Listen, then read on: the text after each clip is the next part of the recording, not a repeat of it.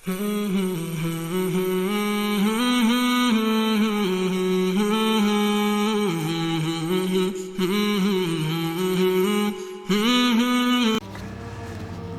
ونصلی علی رسولہ الکریم،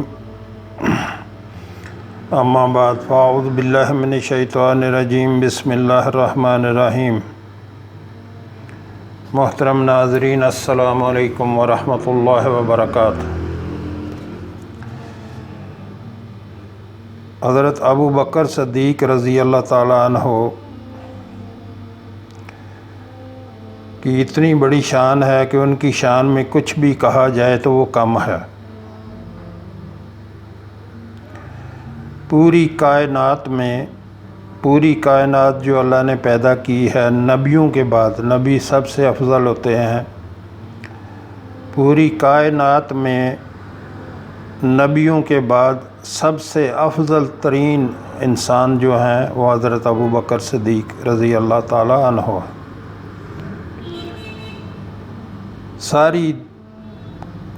ساری امت کے اعمال جو ہیں ان کو ملا لیا جائے تو ابو بکر کے سامنے وہ کچھ بھی نہیں ہے۔ اتنی بڑی شان ہے ابو بکر رضی اللہ تعالیٰ عنہ کی۔ یعنی پوری کائنات میں نبیوں کے بعد نبی سب سے افضل ہوتے ہیں۔ نبیوں کے بعد جو ہے سب سے اعلیٰ درجے کے انسان جو ہیں وہ حضرت ابو بکر رضی اللہ تعالیٰ عنہ ہیں۔ جنت میں جب اللہ کا سب دیدار کریں گے تو اللہ تعالیٰ سب کو دیدار عام کروائے گا، یعنی پوری کائنات جو ہے اس کے سامنے آ کے اللہ اپنا دیدار کروائے گا، اور ابو بکر رضی اللہ تعالیٰ عنہ کو دیدار خاص کروائے گا۔ نہیں ہوتا ہے نا، کوئی خاص مہمان آنے والا ہو تو اس کے لیے خاص انتظامات کیے جاتے ہیں، تو اسی طرح اللہ جل شانہ حضرت ابو بکر صدیق رضی اللہ تعالیٰ عنہ کو اپنا دیدار خاص کروائیں گے۔ باقی سب کو دیدار عام ہوگا، سب اللہ کو دیکھیں گے، لیکن ابو بکر رضی اللہ تعالیٰ عنہ کو اللہ تعالیٰ دیدار خاص کروائیں گے۔ تو حضرت ابو بکر صدیق رضی اللہ تعالیٰ عنہ کی شان میں کچھ بیان کروں گا۔ ہماری اتنی ہمت کہاں اور اوقات کہاں ان کے شان میں کچھ کہا جائے۔ ابو بکر رضی اللہ تعالیٰ عنہ نے حیرت سے یمن کے اس بوڑھے شخص کی طرف دیکھا جس نے انہیں ایسی بات کہہ دی کہ وہ حیران رہ گئے۔ انہیں اپنے کانوں پر یقین نہیں آ رہا تھا۔ وہ حیرت سے اس بوڑھے کی طرف دیکھ رہے تھے۔ بوڑھے نے مسکرا کر ابو بکر رضی اللہ تعالیٰ عنہ کی طرف دیکھا، پھر اس کے لب ہلے۔ میں سچ کہہ رہا ہوں رب کعبہ کی قسم، تم ہی وہ آدمی ہو جس کی آسمانی کتابیں خبر دے رہی ہیں، مگر یہ کیسے ممکن ہے؟ ابو بکر رضی اللہ تعالیٰ عنہ نے حیرت سے پوچھا، پتہ نہیں تم کیا کہہ رہے ہو،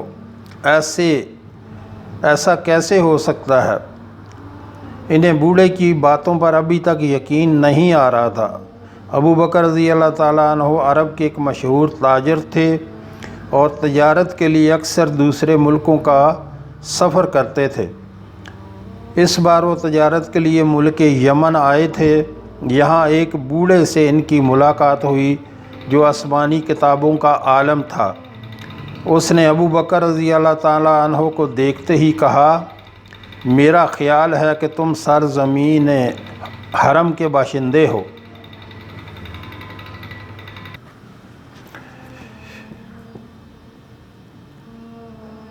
ابو بکر رضی اللہ تعالیٰ عنہ یہ سن کر اقرار میں سر ہلایا اور کہا، ہاں میں حرم کا باشندہ ہوں اور قریشی ہوں۔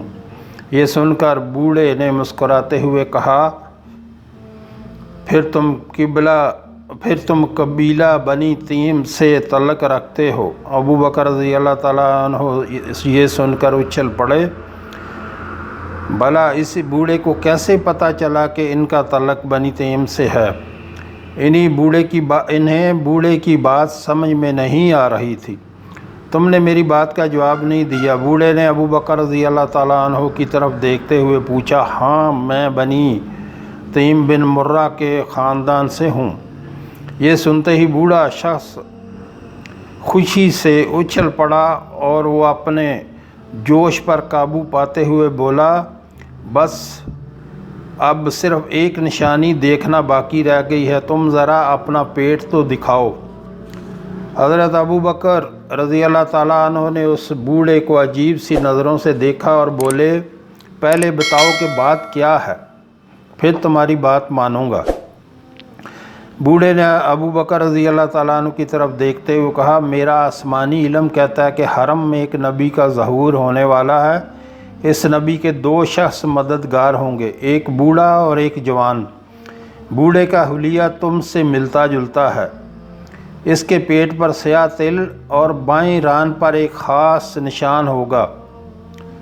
رہا وہ جوان تو وہ خطروں میں بے لوث گھسنے والا اور مشکلوں کو حل کرنے والا ہوگا۔ یہ حضرت عمر رضی اللہ تعالیٰ عنہ کے بارے میں وہ بوڑھا شخص بتا رہا تھا جو جوان کے بارے میں کہہ رہے۔ اب تم اپنے پیٹ سے کپڑا ہٹا کر دکھا دو تاکہ وہ تل میں دیکھ سکوں۔ ابو بکر رضی اللہ تعالیٰ عنہ یہ سن کر اپنے پیٹ سے کپڑا ہٹایا تو بوڑھا اپنی جگہ پر بہت خوش ہوا۔ پھر اس نے ادھر ادھر دیکھا اور پھر کہنے لگا، رب کعبہ کی قسم تم ہی وہ آدمی ہو جس کی آسمانی کتابیں خبر دے رہی ہیں۔ یہ حضرت ابو بکر کے رضی اللہ تعالیٰ عنہ کے بارے میں وہ بوڑھا شخص کہہ رہا، میں تمہیں وصیت کرتا ہوں اس نبی پر ایمان لے آنا۔ ابو بکر رضی اللہ تعالیٰ عنہ یہ سن کر حیرت زدہ رہ گئے۔ بوڑھے یمنی کی یہ بات ان کے دل میں گھر کر گئی اور وہ حیران تھے کہ اللہ کا وہ آخری نبی کون ہوگا، ان کے ساتھیوں میں سے وہ کون ہے جس کے سر پر اللہ رب العزت نے نبوت کا تاج سجانا ہے۔ وہ اس بارے میں جتنا سوچتے ان کا ذہن الجھتا چلا جاتا۔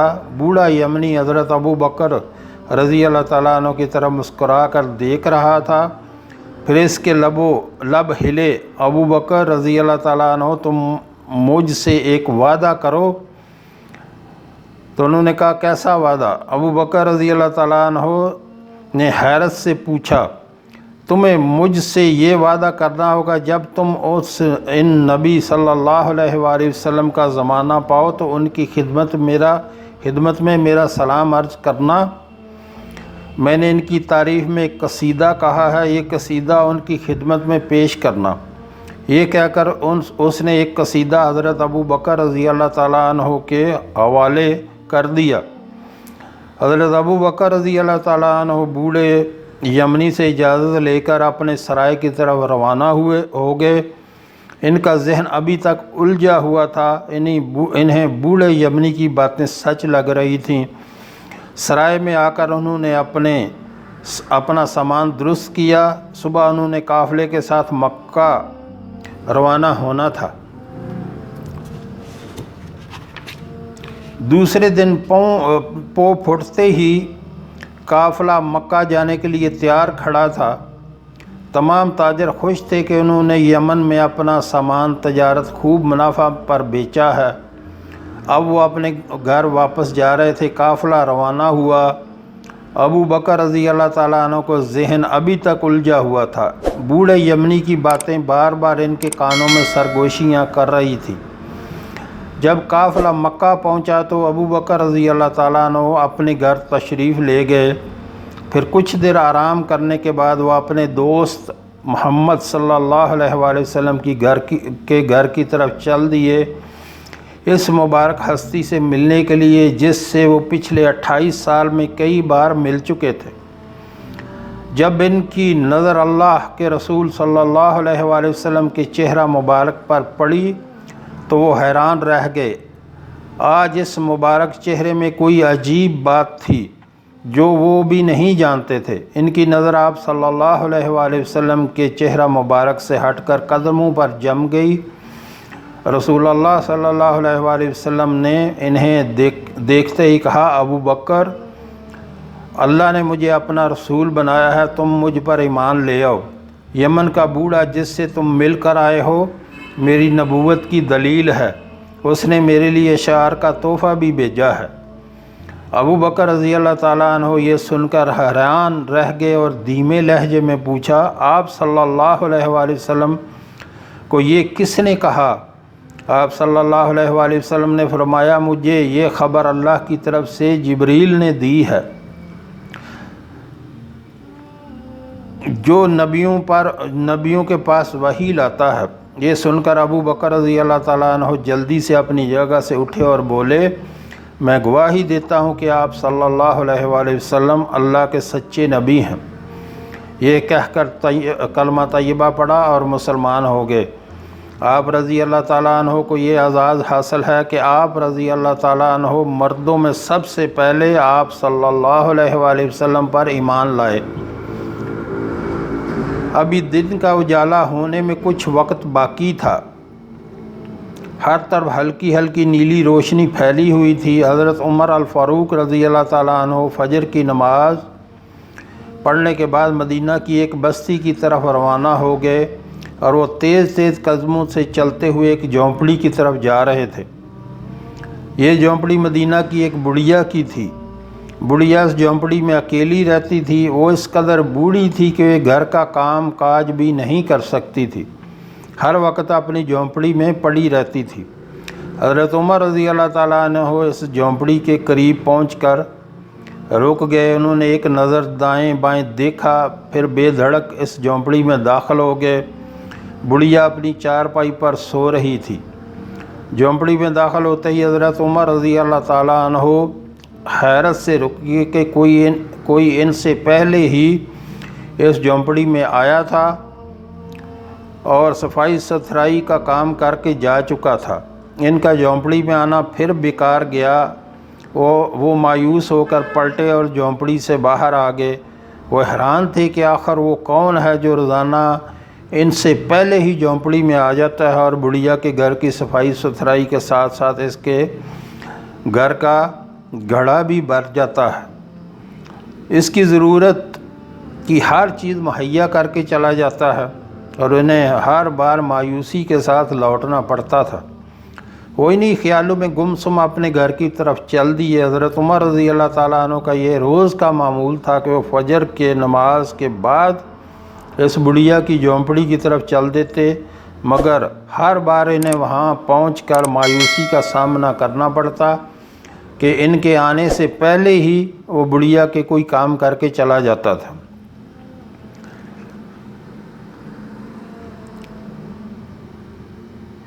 حضرت عمر رضی اللہ تعالیٰ عنہ نے پکا ارادہ کر لیا کہ وہ اس شخص سے پہلے اس جھونپڑی میں پہنچنے کی کوشش کریں گے۔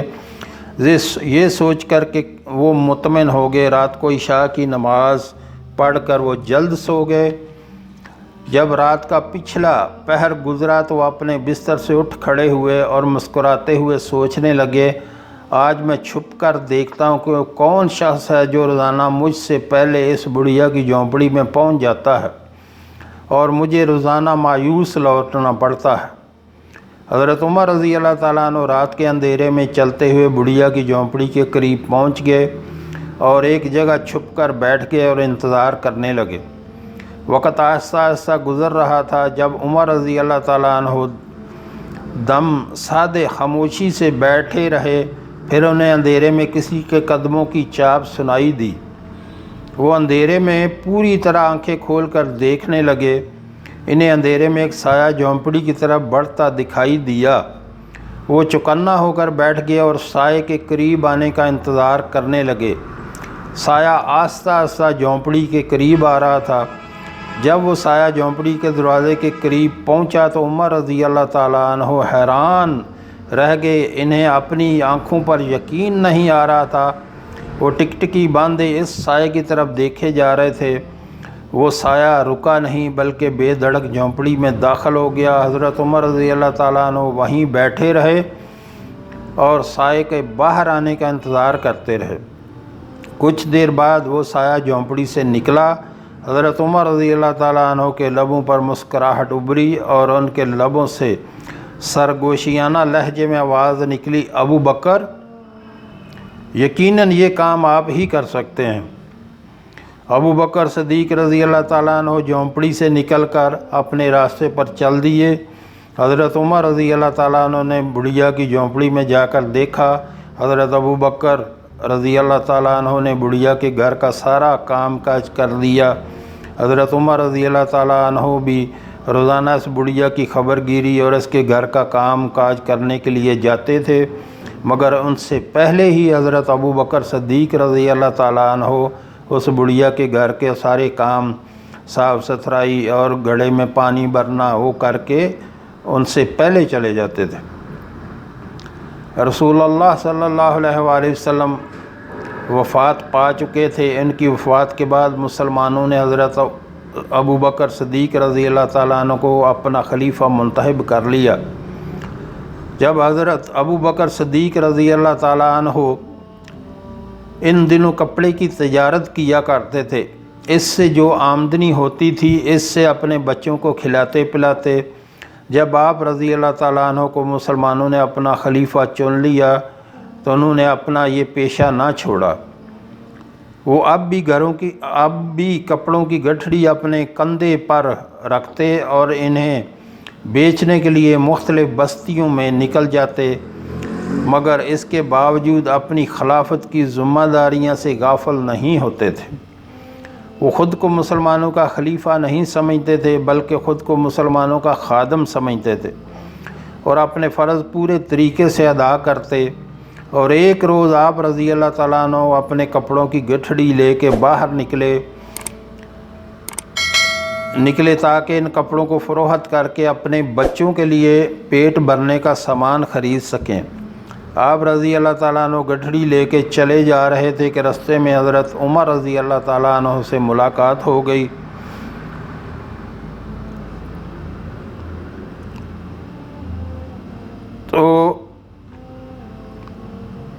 اب تو حضرت عمر رضی اللہ تعالیٰ عنہ نے کہا، اب تو آپ مسلمانوں کے خلیفہ ہیں، اب آپ کو یہ کام نہیں کرنا چاہیے۔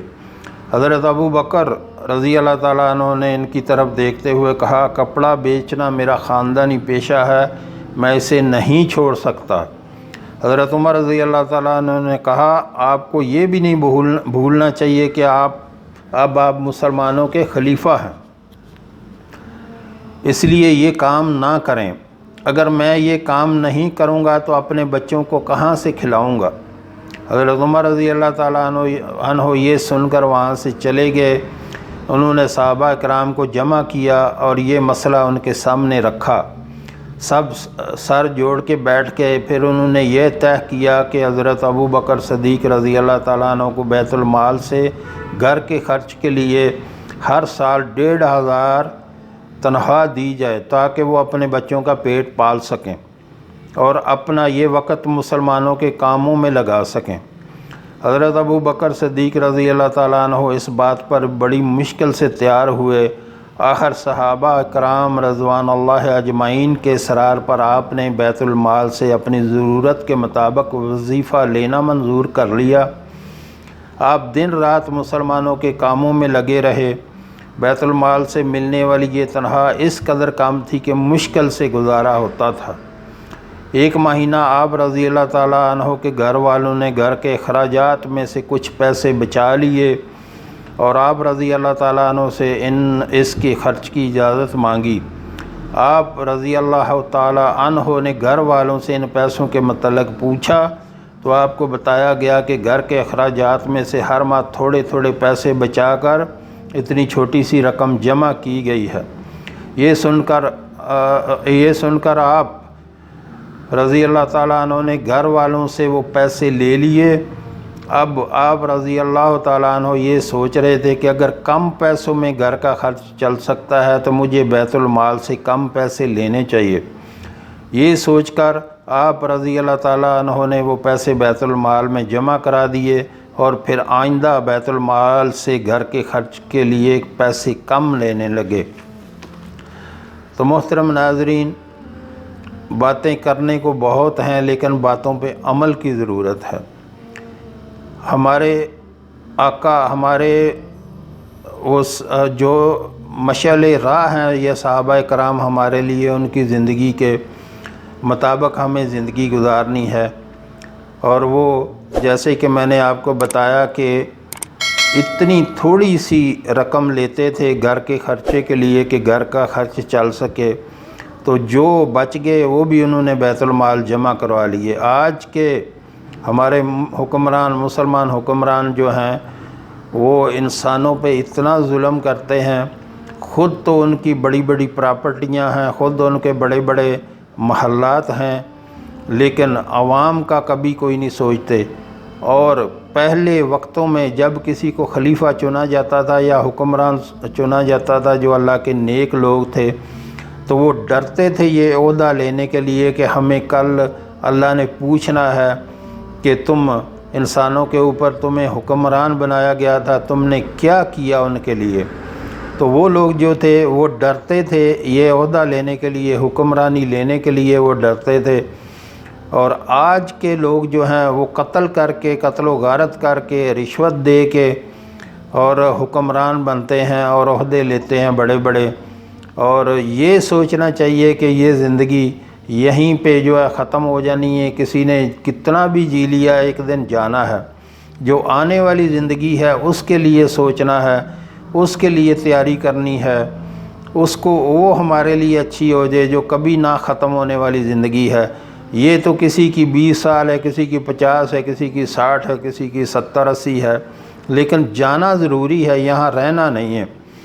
تو اس لیے یہ جو ہمارے جو سردار ہیں، یہ ہمارے جتنے صحابہ کرام رضوان اللہ اجمعین، ان کی زندگی کو پڑھ کے، ان کی زندگی کو سن کے، ان کی بارے میں جو کتابیں لکھی گئی ہیں وہ پڑھ کے اس پہ عمل کرنا ہے تاکہ اللہ ہمیں بھی ان میں شمار کر لے۔ ٹھیک ہے نا؟ تو جو ہم نے پڑھا، جو ہم نے سنا، اللہ ہمیں اس پر عمل کی توفیق عطا فرمائے۔ وآخر دعوانا الحمد للہ رب العالمین۔